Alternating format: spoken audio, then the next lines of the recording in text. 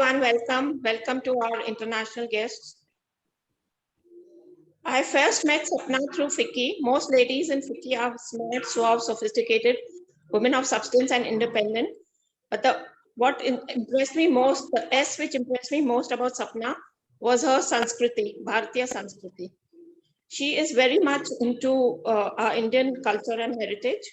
And her journey started after her marriage. She got married at a very young age, so she could not complete her college. She was in Xavier's College. And I think in our generation, that time, our parents' focus was only to get us married. I remember even my father was very keen the minute I joined first year that, get her married. But thank God they didn't find a suitable boy, so I could complete my college. But not Sapna. She has been living in a joint family for so many years, but marriage did not deter her. In 1994, she had a most traumatic experience where she and her family were held at gunpoint. She managed to save 15 members of her family. Her actions were highly applauded and her bravery was highlighted in the newspapers. But this experience left her in extreme pain and depression. She sought solace in her scriptures, and with the guidance of able gurus, she soon pursued her studies of the Vedas, Upanishads, and the Bhagavad Gita. The student soon became a master, and now she has become a thought leader, an Indic cultural revivalist of our ancient heritage, and a powerful speaker. She is also the author of a self-help, non-fiction Amazon bestseller book, Unleash the Shakti Within. Her talks on our glorious Vedic heritage have been highly inspirational and motivational. She's a successful entrepreneur for the last 30 years, specializing in our favorite, jewelry. We all love jewelry. Redo Jewelry is the brand, and they restore, renew, and redesign your old jewelry, making a beautiful piece even more beautiful. She is saddened by the fact that the younger generation is drifting towards Western wear and forgetting the glorious sari. She has created a group, India Sari Challenge, on Facebook to encourage our Bharatiya Naris to wear saris. This group also has over 25,000 members. She is also the founder of Devditi Foundation, a well-known socio-cultural organization to empower urban women through various online and offline activities. Her motto has been to be a role model, lead by example. So I'm very, very happy and proud to present Sapna, and we look forward to a very interesting and exciting lecture. Thank you. Thank you, Lata. Thank you for the kind words.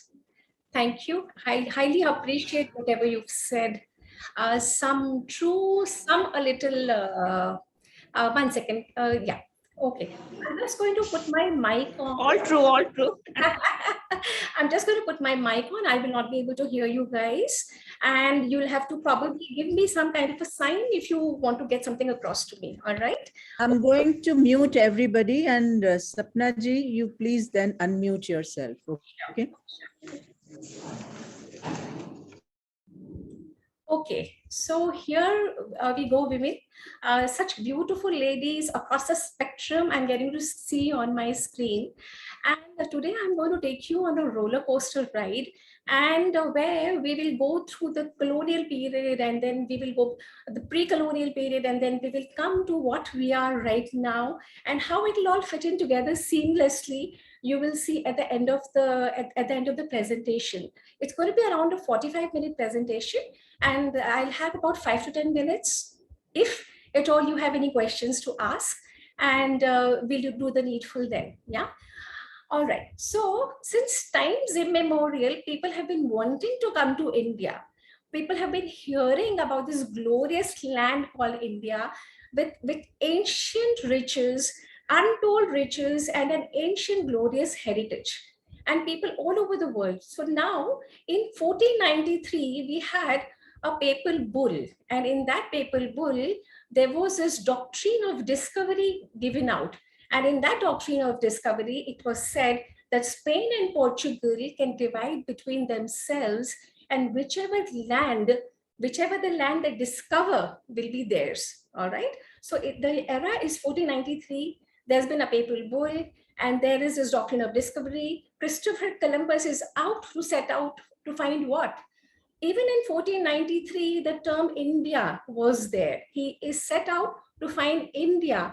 Now that is another story, that he happens to go 8 to 10,000 miles away from India. And in the process, he discovers America. Yes, you got it right. He was out to discover India, but he veered that side and he discovered America.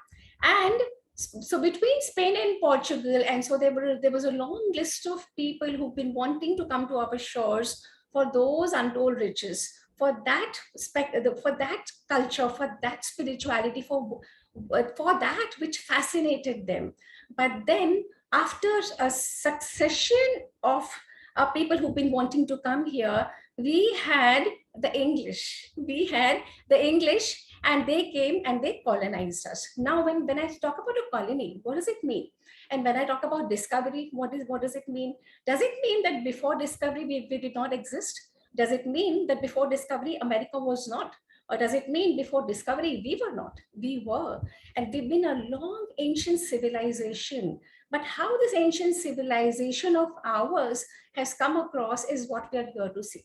So I'm going to now start my screen share, and within that screen share, I've built this entire journey, and it's a beautiful visual journey. And that journey will take you across the spectrum I just mentioned. So just give me once I share my screen, ladies, just let me know that it's visible. Is my screen visible? All right. Okay. Yes. So here we go. Vedic footprints across the world. Yeah. And when we say, I've just spoken about this doctrine of discovery, and before I actually take you on this doctrine, on this slide share, I need to also share one more thing. We had Lord Macaulay, who had in this very land made a doctrine, or he had made his minutes, and in that there were 3 essential things, and those things were that the people of India are going to soon forget their language, which has become so true. We're conversing in English. We think in English, we talk in English, all right? And they would forget their English. अपनी भाषा में 2 sentences भी ढंग से नहीं बोल पाएंगे. The second was that this land of brown Englishmen would not remember, would not know their Vedas or their Ramayanas or the Mahabharata or all the scriptures. We would be very away from them. We would not know them. We would know of them, but we would know nothing about them. The third was we would not know our dressing, our food habits, the entire so-called culture. We would be slowly alienated. See, when you talk about it from their point of view, a small nation, had to colonize and rule this huge nation. So they had to do it with their own parameters. So that's the parameters that they set out to do. But within those parameters, what happened? An entire generations of us Indians have gotten extremely away from our own culture, from our own roots, from our own Indic identity. And this is what we're here to now capture. This is what we are here to first understand what it was all about. And from there on, take pride in it, and then grab it with both our hands and then move in a different direction. I'm going to share the screen again. Give me a second.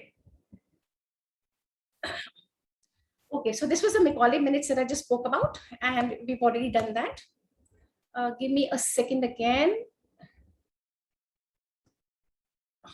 Okay, now this was what India looked like in the times when the British was here. This is a map of British India. As you can see, how smaller we've become from that times.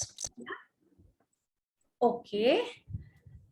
And I've also spoken about this, that we've been the longest ancient indigenous civilization in the world. And most of the ancient civilizations are now in museums. We are the only one which is existing, which is alive, and which is kicking. Okay. And this is what the Vedic culture was all about. What are Vedas? Now, Vedas are the oldest texts known to humankind, and they have poems. They have hymns in them, which are dedicated towards nature. So our rishis of yore, our scientists of yore, in their wisdom, intuited certain hymns, and that were given out to please the gods, so that the gods could favor us. And this was an arrangement made between the human being and the god. So what happens was, as I just said, the entire history which was told to us, we were told that we are Aryans. We were told that we've come from somewhere else. We were told that this land called India does not belong to us. This Bharatvash, it does not belong to us. But apparently, when you go back to your texts, when you go back to the Ramayana or the Mahabharata, and then you read the entire history, and then you're awestruck. We were also told that this is a civilization which never attacked anyone, which has never gone out and colonized or captured. But that's not true. Arjuna in the Mahabharata had actually gone out. Arjuna had gone to many, many lands the world over, and he had made those kings the vassals, and he had made them, and they used to collect taxes, and this is how they would be able to do all the Ashwamedha Yagya and the Rajasur Yagya. Similarly, in the Ramayana times, when Rama's coronation is being held, or when Dashratha wants to appoint Rama as his successor, the entire world over, we had kings coming and giving gifts to our own people, to our own kings. So in the Ramayana and the Mahabharata, we see that all the rivers mentioned from that time are still there.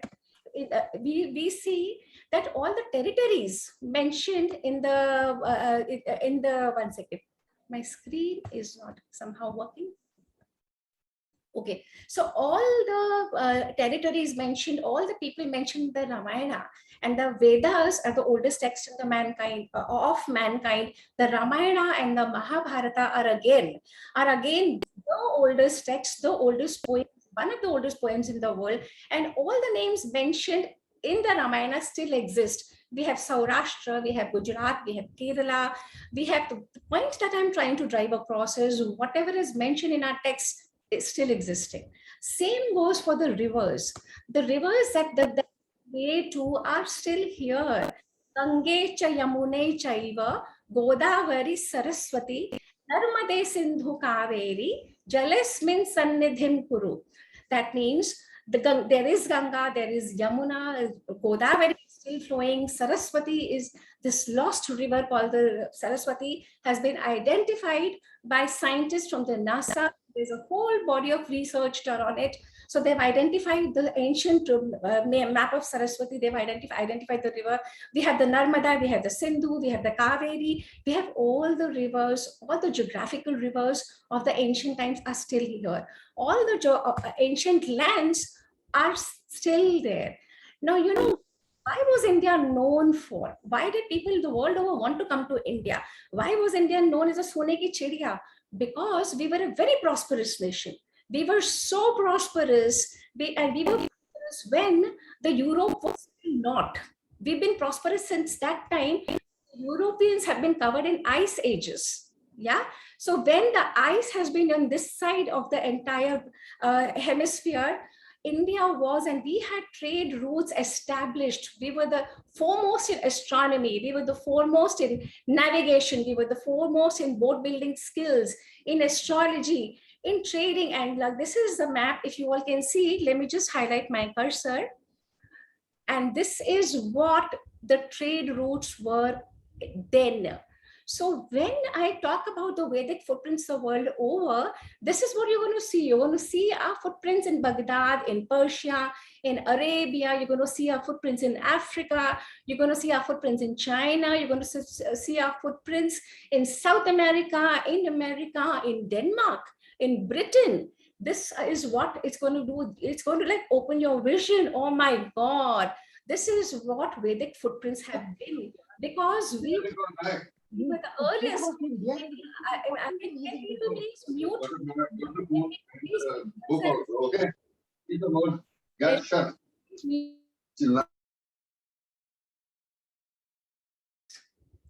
Okay. So this is what's going to happen once we finish this journey of today of about 40 minutes. You're going to see this Vedic footprints all over, because we were the foremost in everything possible. And this is the trading routes that were. Okay, so when we talk about the Indic civilization, people have heard of the Mohenjo-daro, and people have heard of Harappa, and people have heard about Indus Valley civilization. Now, what has happened is these civilizations are treated as separate, but this Indus Valley civilization is what Vedic civilization was. And in that, I'm going to show you all kinds of signs, all kinds of linkages which join and link the civilization of Indus times to the present, this continuity, this long continuity. And this is going to, it's like, this is a seal which they found in Harappa, and this is a boat. Can you see? A proper formed boat. And again, this and the next slide will take you to where our ports were.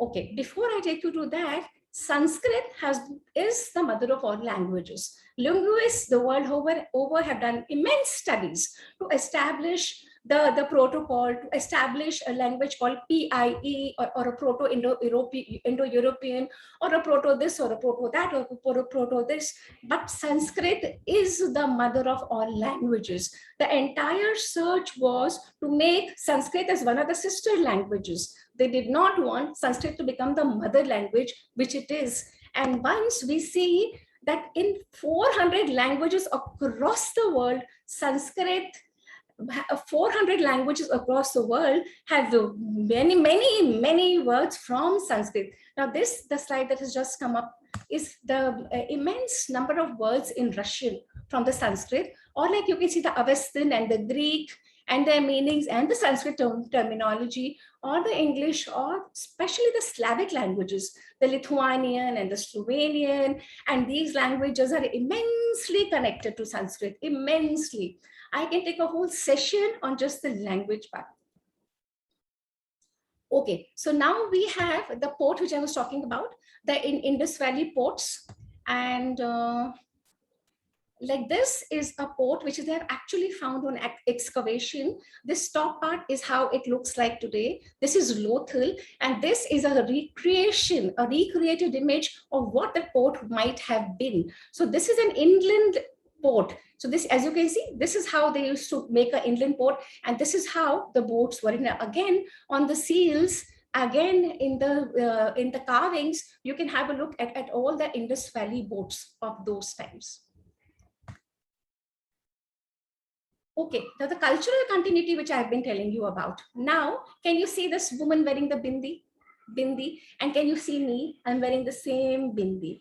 For thousands of years, we've had this cultural continuity. Can you see the women wearing bangles? These are all found, these are all artifacts belonging to the Harappa, the Mohenjo-daro, and all the Saraswati Valley sites. Can you see me wearing so many bangles?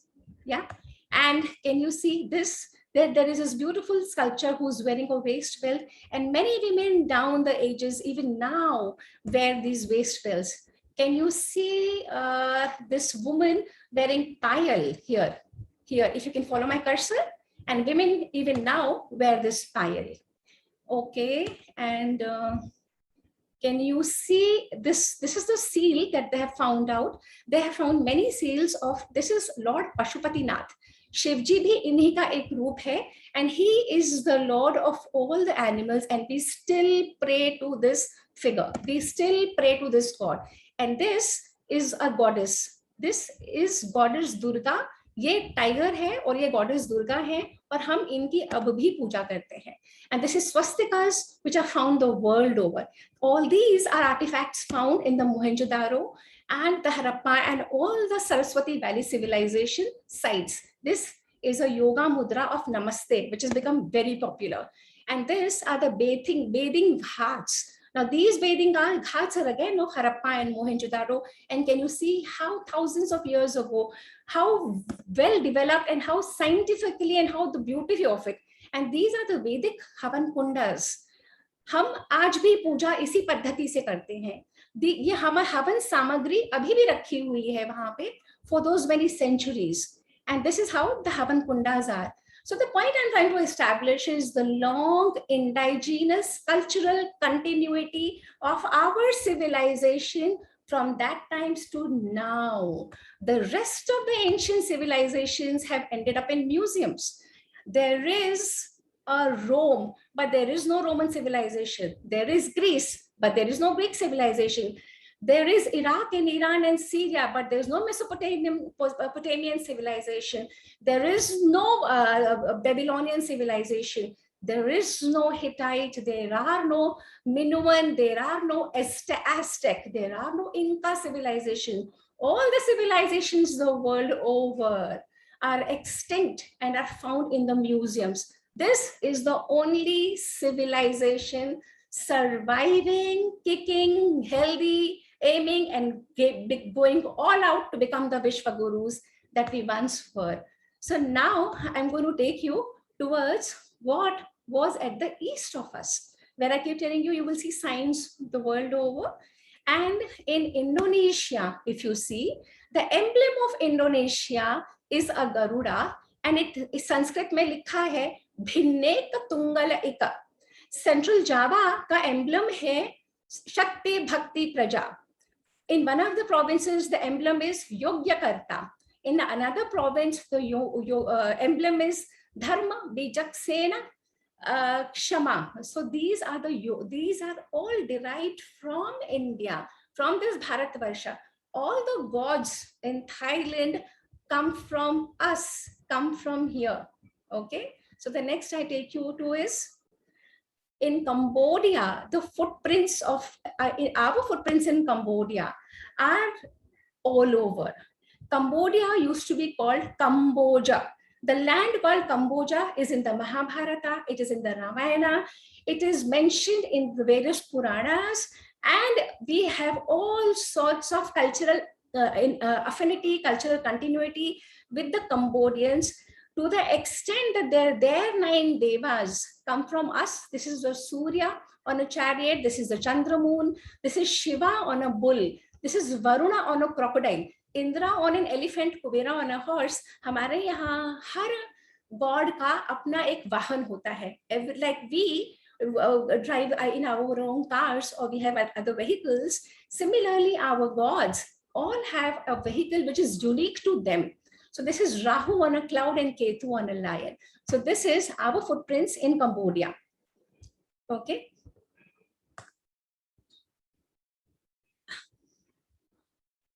All right, so this is now I'm taking you to Vietnam, I'm taking you to Java, I'm taking you to Bali, and our footprints over there. Our footprints over there are again the various gods. The many gods are apart from the culture, apart from the food habits, apart from the language, apart from the affinity, because our culture, and not just our cultural reach, we extended right till there. So here in India, we have Dikpalas, we have gods of all the directions. Like when I say want to hear something, I do that, don't I? So southeast and east and all the different directions have been assigned a particular god. And similarly in Vietnam, in Java, in Bali, they have all directions have various gods. Okay, now Australia. And how do the Australians say? They say Australia.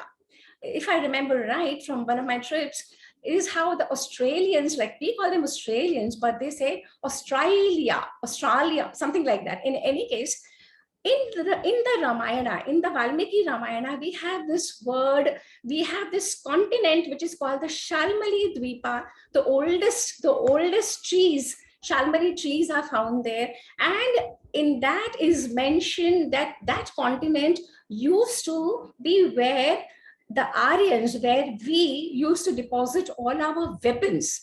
It is used to be called the Astralaya. Astra is the weapons and Astralaya. That's why Australia as a whole continent is very much a huge desert where inhabitation is not possible, because they say the radioactivity and everything else is still happening, is what is being still said. And how did the Indians go, or the Africans through India go to all the way to Australia? So they say the first migrants went to Australia, they left Africa, they came to India through Arabia and Asia, and this is how they reached Australia. And a second wave has gone about, say about 5,000 years ago. And in the Mahabharata, when the war ends and when all the tribes are going out, then also few tribes from India have gone and settled in Australia. And can you see, this is a bushman from Australia. And can you see this gold U tilak? A tilak with a U, which most Indians would know, which our Brahmins and our Pandits wear. This is a U tilak. तिलक है जो you करके है पहनते हैं छापा it's called चंदन का तिलक they put it over there. Okay, so our footprints in New Zealand, Queensland, in Australia again. And what are these? Now this is what they have found. They have found this in their excavation. They're finding this wherever they dig, wherever they want to make new things, wherever things are happening. These ये सारी निकल रही हैं अंदर से. So this is a god they have discovered. This is our Ganesha. They have discovered in a Jimpi. In Jim, and this they call the Jimpi ape. This is our Hanumanji. This is a statue of our goddess Durga. She's in a Padmasana position. And all these have been found in the Jimpi Islands, in New Zealand, in Queensland, and Australia. All right. So after that, I'm taking you to a tour on Peru. In South America, there is a huge footprint. In South America, in many separate countries, because now they are separate countries. Earlier, it was one whole big mass, and we see huge, the kind of footprints there. Now, this is astonishing. This is a huge petroglyph, it's called a geoglyph. If you can see this sea over here, and if you can visualize this, this is what they call it.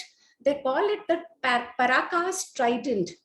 But once if you go there and you ask the locals what is this, they do not know. But in our Valmiki Ramayana, there are sutras which mention what this is. In the Valmiki Ramayana, in one of the kandas, in one of the chapters, there is this Tridasheshwaraha. There is this Trishira. They call it the Trishira Kanjana, on a golden mountain. And this was said to be a marker for the gods that they've reached the furthest on this side. So this is what, and if you look at it, the way it's designed, the way it is made, this design is cut 2 feet into the soil. So 1 feet, like say about, 12 and 12, 24 inches into the soil. And for thousands of years, it stayed just like that. And if you can follow my cursor again, this is a Vedika. This is a Vedi Bhumi. This a rectangular Bhumi, and this again is mentioned in the Valmiki Ramayana verse. Jata Rupamai Divya Virajita Sa Vedika. Tasya Koti Divam Sprishta Shatayojanam Ayata. This means that this is so huge that from hundreds of miles into the sea, this mountain and this Trishira Kanjana is still visible. It is so huge, this geoglyph. The locals do not know, but our Valmiki Ramayana knows what it was. And this is our footprint in Peru. Okay, something to like what is happening in Peru, the Nazca lines, something similar is in India. Now this again is in Peru, and this is a monkey. This, if you can follow my cursor, this is a monkey's tail, and this is a monkey, a huge monkey. This is Peru, but this is India. This is Konkan. This is Ratnagiri. In Ratnagiri, they have found, in Konkan, they have found huge petroglyphs. Now this brings our civilization to at least 75,000 to a lakh of years old, which people the world over refuse to believe, because according to everybody, since Christianity began, we are just 1,000, 2,000 years before Christianity, not more. But as proofs the world over are coming out, as things are being unearthed all over the world, the datings have to go further back, and people have to realize that Sanatan Dharma and India is the mother of all civilizations. This is where life originated, and this is where life has gone out. This is an out of India theory, not an Aryan invasion where people are coming into India and bringing the culture here. No, this fascinating culture has to be indigenous. Now this again is footprints in Peru. In Peru, people who know Hanuman will know that this is Hanuman. One doesn't even have to say anything because it is Hanuman. And again in Peru, they are finding all these Vedic Ved bhumis. इतनी बड़ी बड़ी वेद भूमि, वेद जहाँ पे यज्ञ होते हैं, is all in Peru. And they have also found these jars or these urns which have our typical swastika sign. तो ये सारा पेरू में है जो इंडिया से thousands and thousands of kilometers है. Now again in Guatemala, in Central America, in Guatemala, what are our footprints? Now this is now in one of the museums. Now this is what they call the hero twins of Popul Vuh, is one of the local people. Now this story has a remarkable likeness to Love and Kush. Ye Love and Kush hai. This is Shri Ram. This is Bharat, Shatrughan and Lakshman. And this is the entire Vanar Sena. This Vanar Sena is all sitting for Ram's coronation. But now this has become a local tradition, a local folklore, and they have given it some other name. But our Ram's footprints are in Central America. Okay, so now I've already taken you to a journey of the east of ancient Bharatvarsha. Now I'm going to take you to the west of ancient Bharatvarsha. When we go to the west of ancient Bharatvarsha, we see in Turkey. And what do we see? In Turkey, now, which is now an Islamic nation, but in Turkey or this Gobekli Tepe, there is this huge carvings onto the rock faces, onto the mountains, and these are our 12 Adityas. हमारे यहाँ सूर्य को 12 Aditya, one for every month. There is a specific Aditya, and this we pray to one Aditya in a month, and this is carved in Turkey. And the next is going to be our footprints in Syria. There is this ancient temple of Balshamin. Now this is a huge temple. Unfortunately, because of the political problems in Syria, they are just blowing up all these monuments, and they are leaving nothing. But that's the way of the world. We can't do much. What is. Now our footprints in Mesopotamia, in Iraq, in Turkey, in Syria, in Iran. Now this, all of us would know कि ये राम है, ये लक्ष्मण है, ये सीता है, या हम कृष्ण, बलराम और सुभद्रा भी बोल सकते हैं. ये सीरिया में मिले हैं. This has been found in Syria. Now in one of the in Mashhad area in Khorasan in Iran, in one of the mosques, there is this huge paintings on the ceiling, and here there is a little Vishnu here holding a conch. I could not get a better resolution picture. Holding a conch, शंख पद्म गदा चक्र. ये छोटे से विष्णु है, पद्मासन में बैठे हुए हैं. ये कहाँ पे है? ईरान में है. Okay, now again the footprints. Now this has been found where? In Turkey. In Turkey, this huge artifact came out, and this is our Brahmin with a shikha, and this is a flying Hanuman in a museum in Brazil. These are all. This is an Indian turban, a Rajasthani turban. All these artifacts. These are footprints. In India, we pray to footprints, to the goddess's footprints. Now this is in a temple in Syria, and they call it the mysterious footprints of Ainadara. Now we have a goddess called Nainatara, and over time how Nainatara became Aindara is a study for linguists. They have explained the etymology. Now in Nimrut, Anatolia, Turkey, we have the Mitra civilization, and we have various monuments which bring that culture to our Vedic text, where Mitra is mentioned, where Indra is mentioned, where Varun is mentioned, and in the same chronology they have their gods over there. The same chronology जो हमारे वेदों में, ऋग्वेद में mentioned है, similar chronology they have in Anatolia, in Turkey, in the Mitra. Okay, now this is something astonishing. This is on the Iran-Iraq border on a huge face clip, and what do we see over there? We see Ram, we see holding a bow, arrow, we see Sugriva, and we see Hanuman. And this is a rendering that the artist has done. तो ये है Ram with his bow and arrow, and this is Hanuman, and this is Sugriv pleading Ram to let go of him, and after the death of Bali. ये है Iran में. And now our footprints in Egypt, Iraq, and Armenia. And what do we see? We see this is in Armenia. And can you see the swastik here? This is a swastik in Armenia. This was a tile that they discovered where? They discovered in Egypt. And in Egypt, can you see this is Ram holding a bow and arrow, Sita and Lakshman. And there they call him Amun-Ra, Khonsu, and Mut, who's the wife of Amun.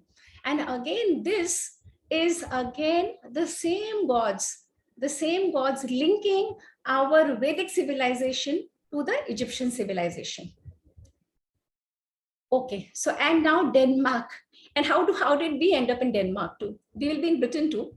I'm going to take you there as well. Now, this is something that this is a world famous, what do they call it?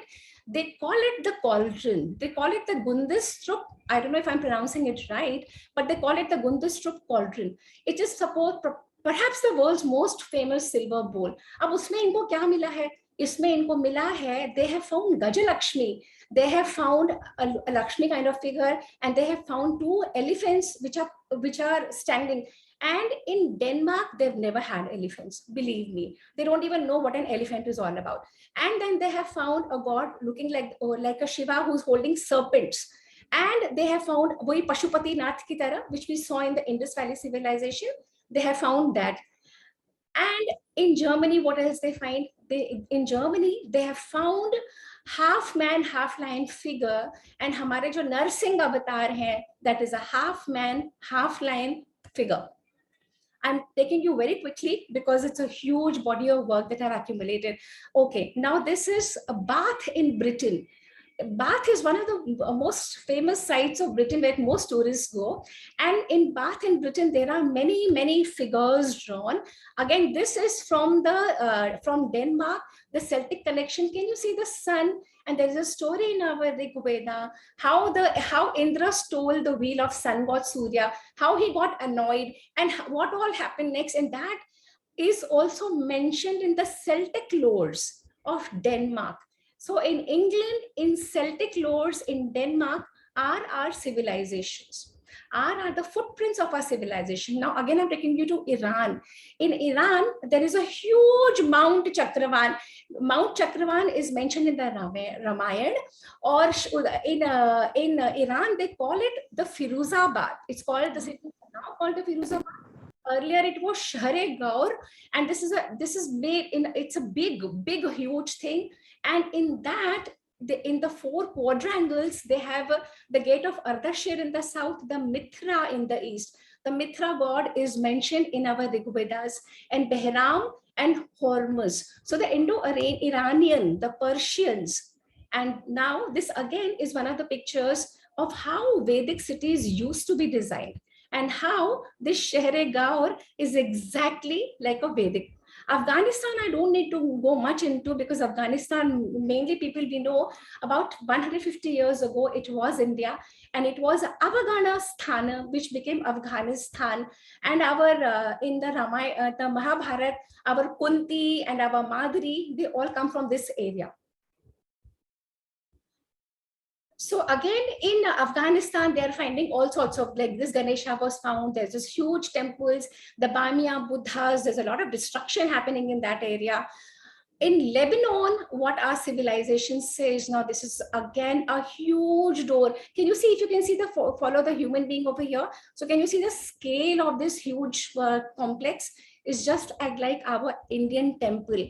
And यहाँ पे शेर के मुंह बने हुए हैं, lotuses हैं. So children in Lebanon schools are taught that Indian craftsmen, Indian elephant sculptors and yogis came to construct that, but Indians don't know about it. And similarly, there are lotus flowers which are hanging. So basically, this brings our civilization in Lebanon. And this is astonishing. This is Petra, Jordan, and Bharatvarsha. Now, if I were to ask you which is India and which is Petra, you wouldn't know. Even I get confused. Is this India or this is Petra? Or this is Petra or this is India? Well, this is the Ajanta caves in India, and this is in Petra. This is in Petra, and wahi pe there are in Ramayana ka Ram ka footprints hai, and there is this Jabal Ram. The entire mountain is called Jabal Ram, and there are many Ramayana ka lores in that area. Many lores. This is the Jabal Ram. They call it the peak. This is again a deity in Padmasan posture, found in one of the temples. These are again the elephant, that elephant tusks, if you can see. And these are the lotuses which are never found in the desert areas, which are Indian, of our origin. And we have that 3 female deities, Aludza, Alat, and Manat, and Dushira, which will be in the next slide, are all Vedic goddesses. The temple of Duceras. Now this again is shocking, but you would not know which is India, you would not know which is Petra. You would not know this is in Petra. This is a Shivling in Petra, and they call it something else. It'll come in the next slide. They call it a bitail, like how we call it a linga. A linga does not mean a phallic organ. A linga is a symbol for that divine. Now they call it a betil or a bitail. I don't know what exactly it's called, but now this is Petra and this is Hampi, Karnataka. Okay, in Palmyra, in Syria, there are huge temples, huge, big buildings, and this is what they have found in Palmyra, in Syria. This is exactly like what our Devi Durga, who rides the tiger, who rides the tiger is. Okay, now Encyclopedia Britannica mentions Etruria and Etruscan were civilizations which were in the northern of Italy, which was known as Etruria at that time. Now, in that Etruria, in that region, shivlings have been excavated, and this is the wall, the paintings on the walls that they have found out. To the extent that it is said that Rome was established by Ram, this is who we pray to even now, after centuries. And this is what was painted in the famous Campana plaque from Caria, 50 kilometers away from Rome.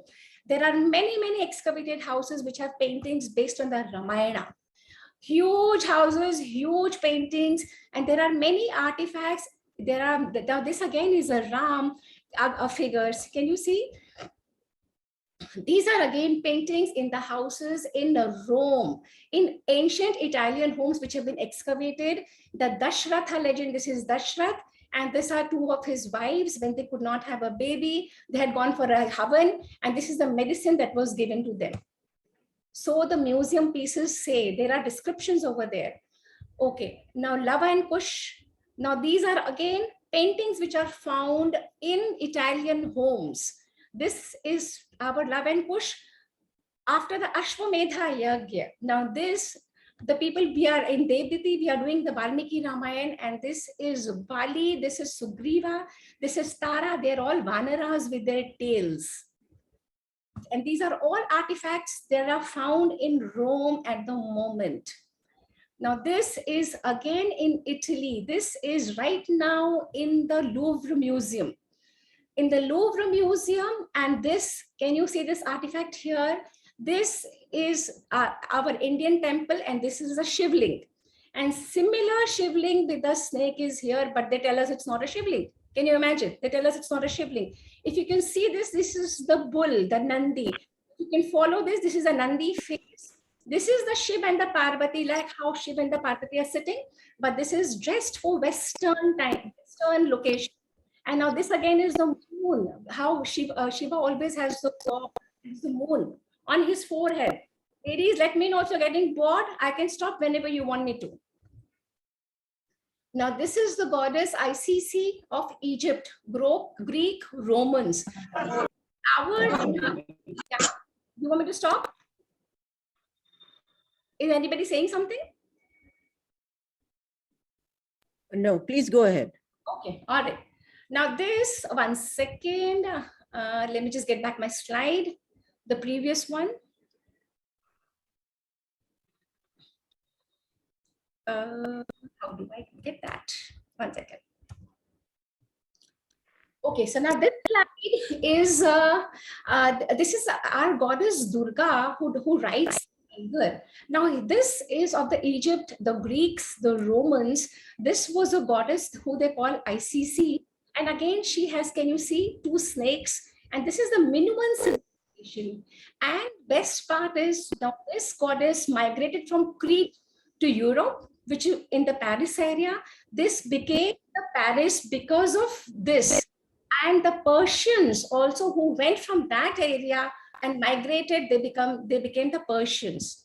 So this is the civilization, the Vedic footprints over there. Now again, this is in the museum. These are pre-Islamic Saudi Arabia goddesses. Now again, if you can see, can you see this figure? It's just like our goddess Saraswati, who rides a swan. This is a swan.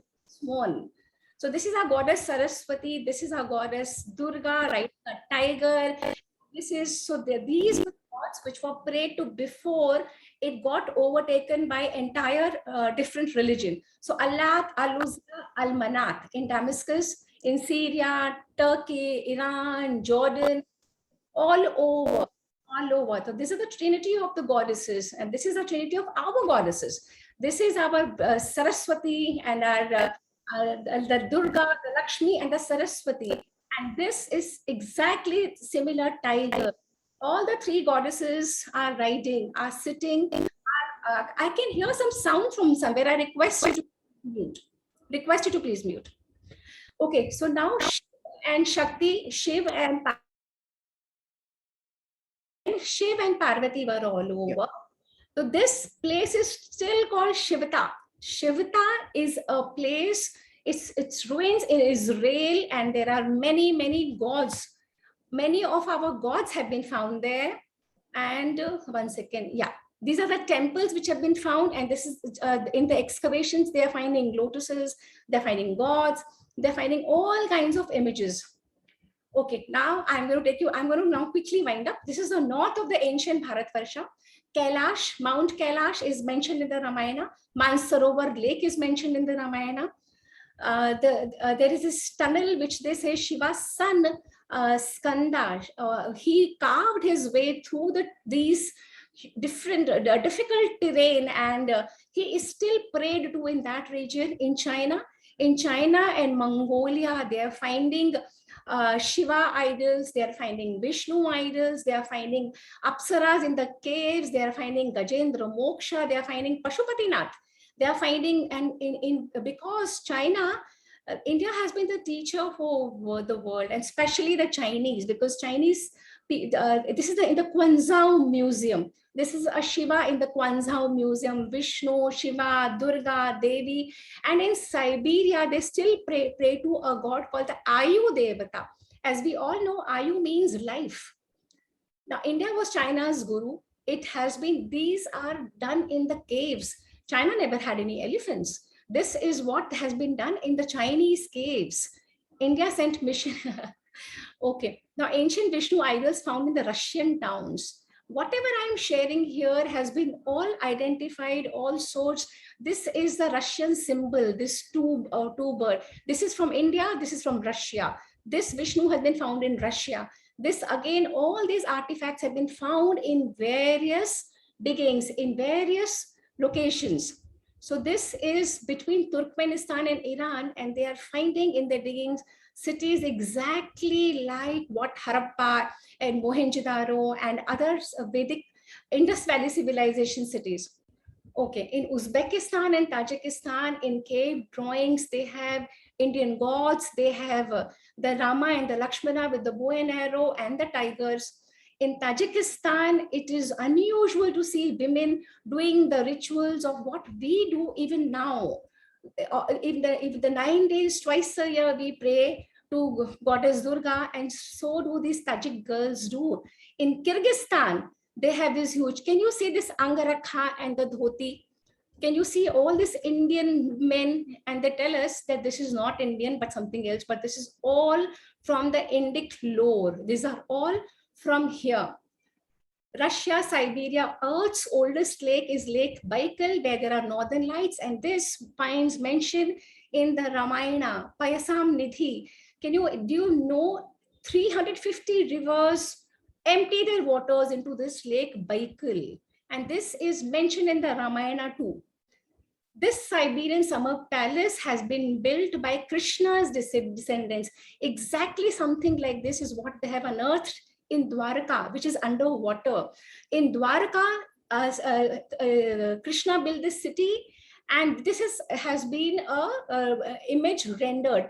This is a city with extreme fortification. If you can see, this is the depth of the fortification.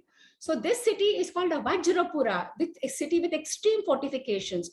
And this is in Siberia. Okay, south of ancient Russia. I'm actually rushing through it because Valmiki Ramayana in Antarctica.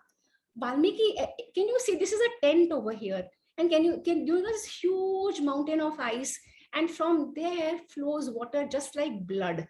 Absolutely blood. It looks as though blood is flowing in Antarctica. And this is mentioned in the Ramayana, that the land that side is extremely difficult. One cannot go on that side. It is not livable. It is called Yamapuri. It is called where people go after death.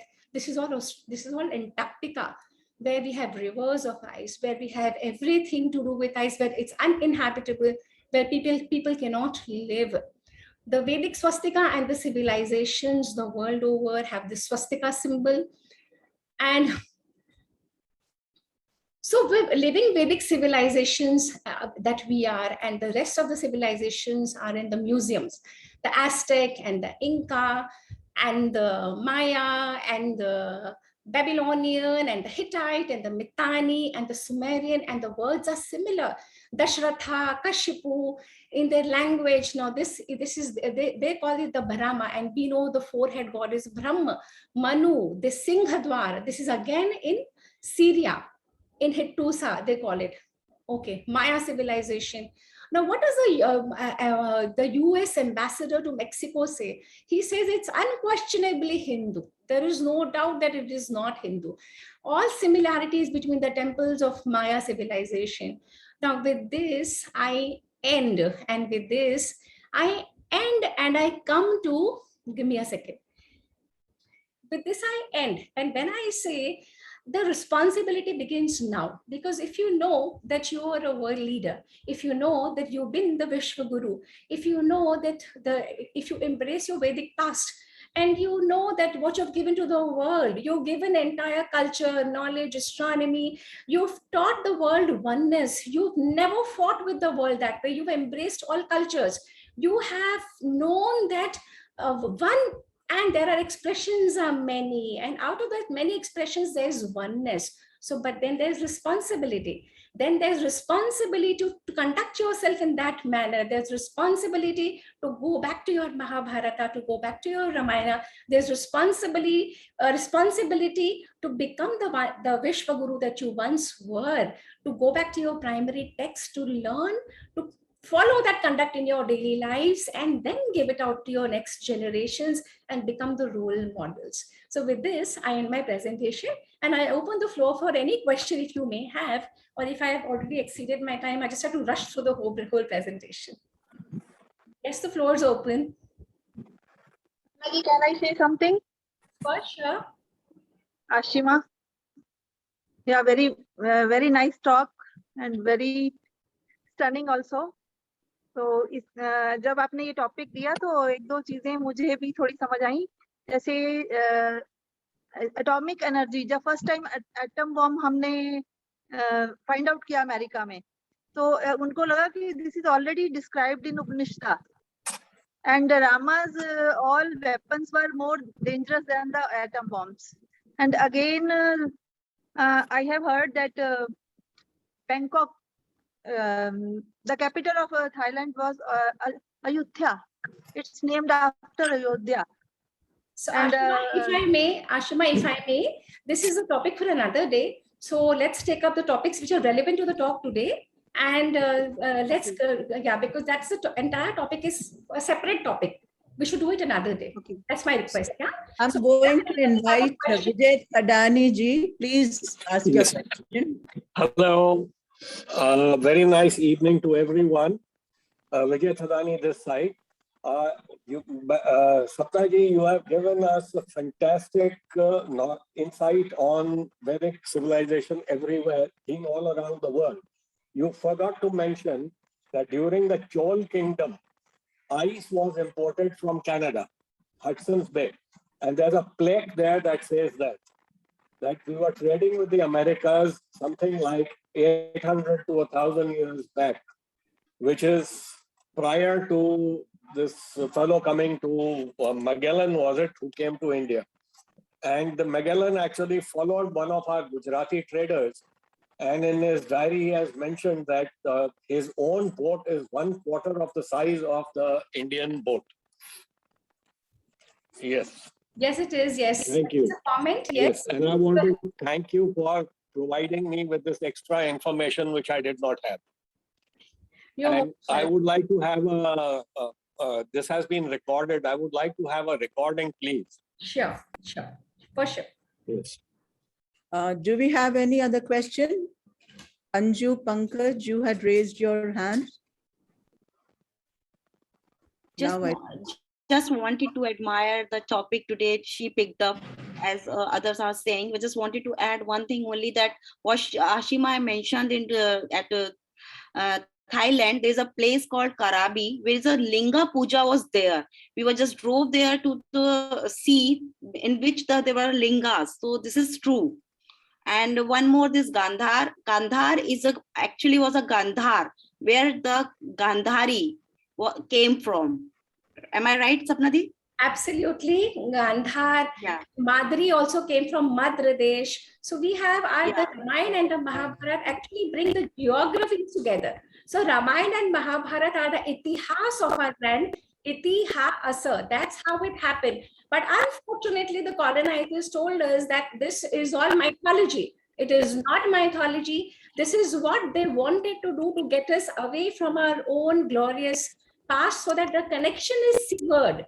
And we do not have, but this is what we have to now do. We have to now gather ourselves together and go to our past and connect ourselves to our present and build a great future. That's all our jobs now. We all have to do that. Anybody else? Okay. I don't think we have any more questions. Actually, one more thing I want to tell. Only if you have a question to ask, please, to Sapna ji. Yeah, I want to ask that, Please. is it right or wrong? Go ahead.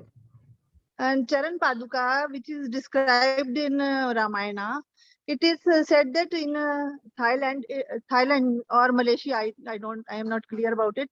In Thailand or Malaysia, it is now pronounced as Your Highness to the King. Is it right? I would not make a comment because I don't know about it. I would request you to study further and let me know as well. Because everybody has to do their own study. We all have to put in our own homework, our own, and then make our own assessment, because I am not aware of this point. Yeah. Thank you very much. Thank you, Sapna ji.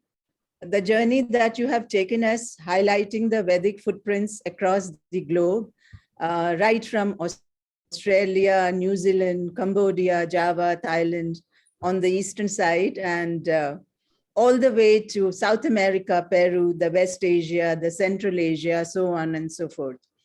You have also effortlessly highlighted the cultural continuity in Indian culture and heritage, probably the only living ancient civilization, and it is seen through probably their worship rituals, the costume, the jewelry, and of course, foremost, the knowledge system.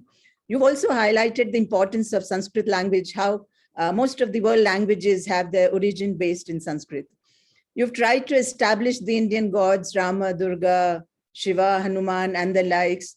Their icons have been excavated from various sites outside India and are venerated maybe under different names. In all, I would say, I think it was an interesting and very consuming session, maybe open for debate, though many of the historians, especially the world historians and Western historians, may not agree with all the hypotheses or appropriation of gods and goddesses, but hey, to each one his own. Absolutely. And that's all I can say. Thank you very much. Yeah. You have something to say? To say something. Thank you. Yeah. You know, we normally have Bharat Darshan, but today we've had International Darshan. Thank you. Thanks a lot. Thank you very much. Yeah, I just wanted to say one thing, that to summarize, you very clearly said, yes, the whole idea was to, in a way, disintegrate our civilization and culture by trying to disprove all the theories that we have with us.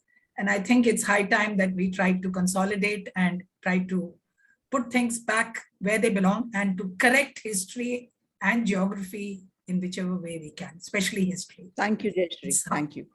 Thank you. And thank you, Sapna. It was a very, very nice, interesting, and as Pawan said, consuming and very informative session. Thank you so much. Thank you all for joining. Sapna ji, a big, big thank you to you for such an enlightening session. Thank you, Sapna ji, for it was a very interesting and very informative session of yours. Thank you very much. Most welcome. Most welcome. Anybody has any question, or we may wind up? We are going to end the meeting now. Perfect, Yeah. perfect. Thanks a lot. I would want to thank Lata. One second. I would like to thank Lata for inviting me to this platform. And I invite all you ladies to take on this journey for yourself. And now, just with a magic wand called the computer or your mobile, you have the world at your feet to access, to explore, to know which direction to go. So we cannot blame our governments, we cannot blame the colonizers, we cannot blame our educators for not teaching us what we don't know. It's our onus to learn, to inculcate, to build the conduct therein, and become role models for next generation, because the next gen do not listen to your words.